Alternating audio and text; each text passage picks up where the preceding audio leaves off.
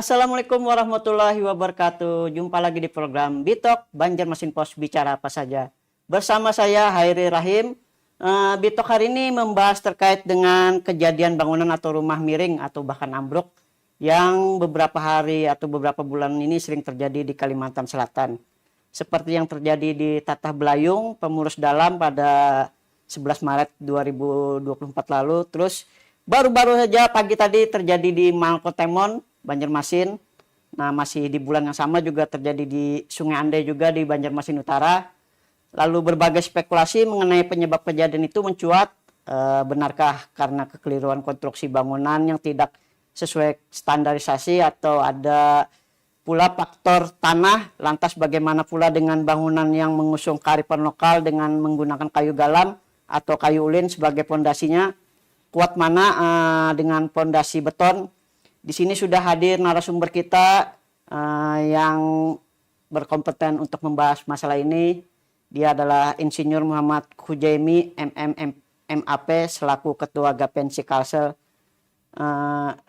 Saya ingatkan juga Bitok ini hadir setiap hari dan juga biasanya tayang di banjarmasinpost.co.id dan juga di news video, Facebook, dan Banjarmasin Post online. Oke, langsung aja kita sapa narasumber kita yang hadir, Insinyur M. Hujaini, MAP. Selamat sore, Pak. Assalamualaikum warahmatullahi wabarakatuh. Selamat sore, Bung Iril. Gimana kabar? Alhamdulillah, Pak. Puasa minggu pertama ini. Iya, minggu pertama nih, Pak.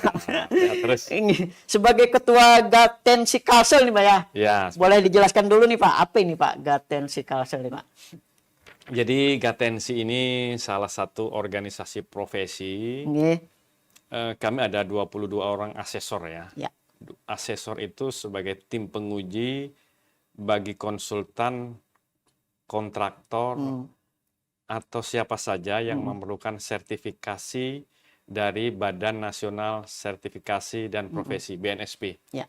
Jadi kami salah satu yang diamanahi untuk melakukan uji sampai mendapatkan sertifikat. Jadi sekarang sertifikat tenaga ahli berupa SKK. SKK ya. Ya, mulai dari tukang, STM, SMA, S1, S2, bahkan S3. Ya. Jadi sangat pas untuk membahas tema kita hari ini. Mudahan. Iya. Ya. Pak, ini dalam bulan-bulan terakhir ini ada 3 kejadian nih, Pak. Rumah roboh, miring, dan juga segala macam. Baru-baru aja di Malkotemon tadi pagi nih, Pak. Nah, mungkin apa karena konstruksi bangunan atau tanahnya nih, Pak? Mungkin dari pandangan Pak Jim ini, Pak. Iya, terima kasih Bung Iril. Jadi kita kalau melihat rumah roboh ini sangat prihatin. Ya.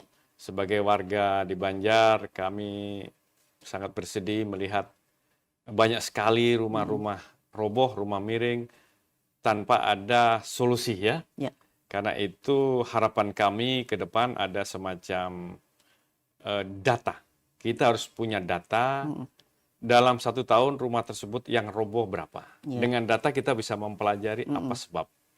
Secara umum, memang rumah itu di Banjar ini kita perhatikan justru rumah yang baru-barulah yang mengalami roboh atau miring ya. Iya. Nah, rumah yang lama tidak terjadi. Tentunya ada beberapa sebab atau faktor yang menyebabkan hal demikian, Bung Iril. Penting kita ketahui kalau dulu kayu ulin ya. Itu sebagai rangka dan sebagai pondasi pada bangunan rumah yang ada di Banjarmasin. Tetapi kita ketahui bersama saat ini kualitas kayu ulin yang kita dapatkan di Banjarmasin adalah kualitas kayu yang tersisa. Ya. Kita hampir jarang mendapatkan kualitas kayu yang utuh, kayu yang log. Saya curiga dan saya khawatir inilah salah satu penyebab kegagalan konstruksi pada bangunan rumah dengan rangka dan pondasi kayu ulin. Kenapa? Karena hampir rata-rata kalau istilah orang Banjar itu wantilan ya. Yeah. Wantilan di Banjar ini kayunya kita sulit sekali mendapatkan kayu yang asli dari hutan, tetapi kita lihat mereka rata-rata dapat dari reject, pengolahan ulang dari Iya. kayu-kayu sisa. Nah, itu yang perlu kita waspadai, Bung Iril. Pak, tadi Pak Jimmy nyebut kita masih belum ada data. Mungkin pihak mana nih Pak yang berwenang untuk menghimpun data rumah-rumah yang roboh ini?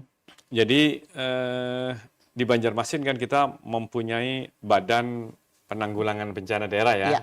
Itu juga penting. Jadi itu data tersebut mungkin diteruskan kepada Dinas PU untuk dianalisa. Iya.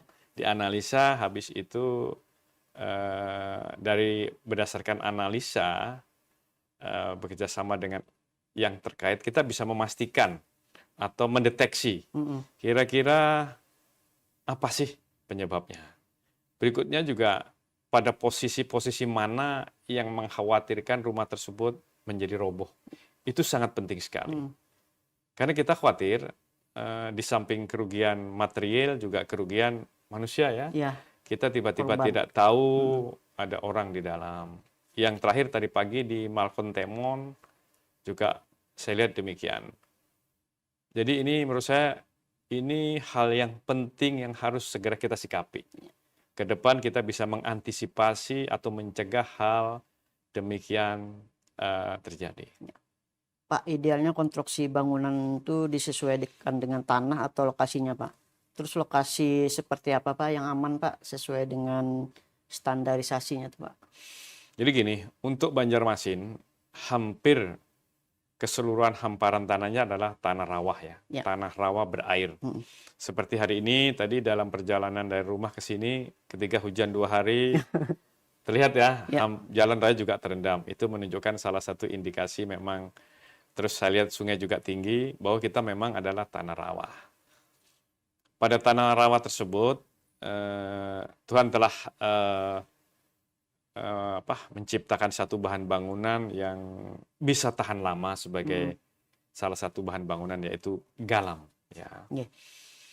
Karena galam tersebut setelah teruji secara alamiah ya mampu bertahan di dalam tanah rawa puluhan tahun, maka Kak Nini atau orang tua kita dulu memutuskan membuat bangunan tersebut dengan pancangan dari kayu galam. Pancangannya saja dari kayu galam. Lalu kita dapat di atasnya istilahnya yaitu pondasinya terbuat dari pondasi tongkat kayu ulin. Ya. Kalau dulu pondasi tongkat kayu ulin itu harus berukuran 10 kali 10 cm asli. Iya. 10-10 atau orang malah 10 asli. Bahkan 12 asli. Dan itu pada saat kita beli, kalau yang dulu, itu memang bukan sembarang yang dijual. Memang adalah kayu dari batang yang tua. Berangkat dari sinilah kita harus hati-hati. Ketika kita melihat rumah tersebut bukan dari tongkat kayu ulin 10-10, atau bukan dari tongkat batang tua, maka kita harus waspada. Bisa saja terjadi. Kenapa? Jangan dikira ulin itu tidak bisa lapuk. Ulin bisa lapuk. Karena apabila bahannya terbuat dari bahan kayu yang mudah atau bahan reject. Itu yang saya perhatikan yang orang membuat rumah atau merehab rumah hampir jarang memperhatikan. Dia pikir di bawahnya sudah cukup kuat. Sudah cukup kuat. Catatan kecil juga, apabila kayu ulin tersebut dalam posisi tertutup, tidak teroksidasi atau tidak ada udara, bangunan misalnya satu bangunan kita kurung dengan beton, di bawah rumah longkangan itu hilang, maka kayu tersebut bisa jadi akan lapuk. Itu juga karena saya mengalami sendiri. Pak, ini kekuatan untuk bangunan atau rumah itu Pak bertahannya berapa lama Pak? Terus apa perlu dilakukan pengecekan setiap tahun untuk bangunan-bangunan? Oke, kita bedakan bangunan kayu ulin yang tongkat kayu ulinnya dari bangunan kayu ulin yang lama ya. Ya, kalau yang lama insya Allah yakin sudah teruji karena dari kualitas kayunya adalah kualitas kayu ulin yang kalau orang bilang dulu nomor 1. Kalau sekarang mungkin sulit untuk mendapatkan nomor 1. Meskipun bangunan lama ya terbuat dari tongkat kayu ulin tersebut dari bangunan nomor 1, kita jangan lengah. Kita harus sesering mungkin mengecek pondasi atau tongkat kayu ulin tersebut. Bisa jadi sunduk atau lapiknya lepas. Ya. Bisa jadi lapik tidak menumpuh pada galam. Bisa jadi galamnya tersebut rapuh karena galamnya tidak terendam air.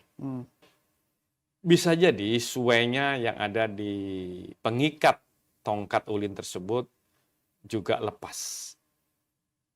Jadi meskipun bangunan tersebut bangunan lama, kita juga harus waspada juga.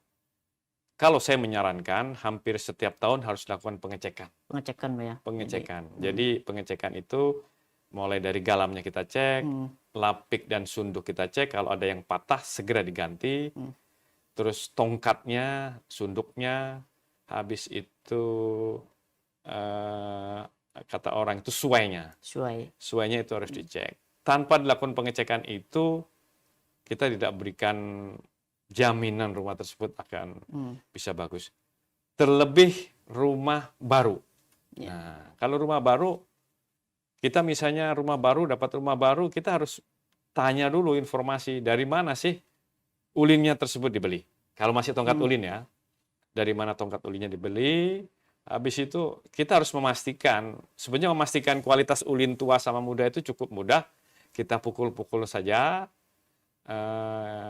Kalau memang ketika ada goresan antara ulin sama ulin, itu pertanda ulin itu muda. Oh, iya. Tapi kalau memantul elastis, itu tua. Iya. Nah, jadi sangat mudah. Habis itu kita pastikan juga lapik dan sunduknya terbuat dari kualitas nomor 1 atau enggak. Kalau ternyata banyak tidak nomor 1, ya kita harus ganti. Kita jangan berspekulatif lah. Untuk di bawah jangan berspekulatif. Pak, dari seluruh bagian konstruksi rumah yang Bapak sebutkan tadi, Pak, bagian mana yang paling perlu mendapat perhatian, Pak? Dan mengapa harus bagian itu? Yang ada 3 ya, ada 3 yang sering terjadi, yaitu lapik, sunduk, dan tongkat. Itu yang harus kita perhatikan. Lapik, sunduk, tongkat, Pak ya? Apabila dari tersebut salah satu tidak berfungsi dengan baik, maka tongkat tersebut tidak menumpu pada hal yang benar, ya. Tidak menumpu pada hal yang benar dalam arti tidak menumpu pada galam. Bayangkan, jadi tongkatnya istilah Banjar itu tongkatnya gantung. Kalau tongkat gantung, satu kena beban, terus kata orang Banjar itu bebawaan. Iya. Bebawaan. Nah, kalau bawaan itu kita khawatirkan. Ya. Itu.